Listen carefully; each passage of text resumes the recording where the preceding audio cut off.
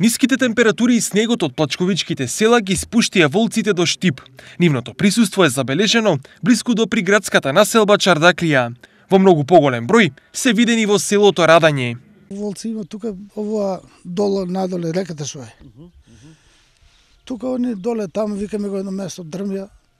Там повеќе се они движат се тука. Тај блок е запустен. Лојзе беше едно време.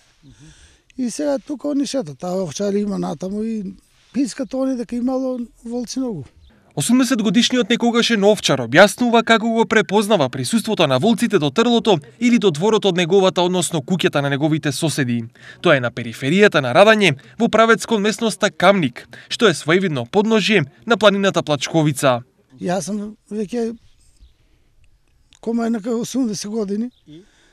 Знам куќето која за лајана што лаја веќе, нема тука. Јас сум начинот на лајање, знаеш? Да. Иванов го објасни и начинот како волците ја напаѓаат стоката. Некој ако остане само, да го залитнат 2-3 волка, ќе го дават. А ока 2-3 глави ако има говеда, не напаѓаат тука.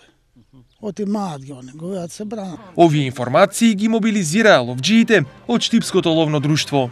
Токму поради овие информации дека во реонот на Радање се видени и нанесена е штета на неколку сточари од волци, ние организиравме минатата сабота хајка, при што е отстрелан еден волк, меѓутоа останатите волци се префрлија во горните делови од према планината Плачковица, така да наредната недела ќе организираме исто така уште една хајка, а на 10 март ќе организираме хајка од поголем обем.